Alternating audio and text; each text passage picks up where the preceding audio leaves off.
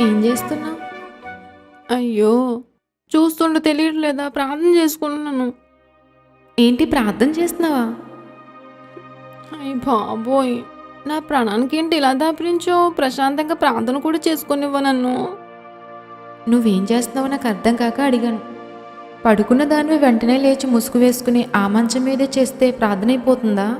ఏ మోకరించడానికి కాళ్ళు వంగవా? లేదా కాళ్ళు నొప్పులా? అన్నీ బాగానే ఉన్నాయి కదా, మోకరించి ప్రార్థించడానికి ఏంటి? నీకు విషయం తెలుసా? బైబిల్లోని నిలబడి ప్రార్థన చేసిన వారు ఉన్నారు, ఒంగుని ప్రార్థన చేసిన వారు ఉన్నారు. ఏలియా గారైతే పారచాచుకుని ప్రార్థన చేశారు. ఇంక దావీదు గారైతే ఒంగుని కూర్చుని చివరికి పడుకుని కూడా ప్రార్థన చేశారు. మోకరించి చేసేదే ప్రార్థన అనుకుంటున్నావు నువ్వు? తెలియకపోతే అడుగు, నేను చెప్తాను.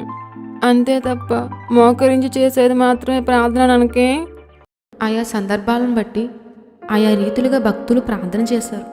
వంగి ప్రార్థన చేసిన, కూర్చుని ప్రార్థన చేసిన, సాష్టాంగపడి ప్రార్థన చేసిన, భయభక్తులతోనూ భారంతోనూ ప్రార్థన చేశారు. వారు అలా ప్రార్థన చేశారు కాబట్టే ఆత్మీయ ఐశ్వర్యాన్ని పొందుకున్నారు. అపవాది నిద్రించి జయ జీవితాన్ని కలిగి జీవించారు. నీకులాగా బద్ధకంగానూ నిర్లక్ష్యంగానూ చేయలేదు కదా. అశ్రద్ధగా ప్రార్థన చేసింది కాకుండా వాక్యాన్ని నీకు అనుగుణంగా మార్చుకుని నిన్ను నువ్వు సమర్థించుకుంటావా?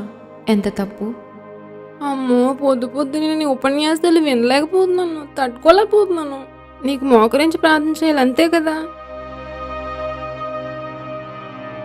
నేను మోకరించి ప్రార్థన చేయమనలేదు. ఎలా చేసినా ఆసక్తితో ప్రార్థన చేయమన్నాను. కృతజ్ఞత లేకుండా నువ్వు ప్రార్థన చేస్తే అది ఏమాత్రం నీకు ప్రయోజనం కాదు.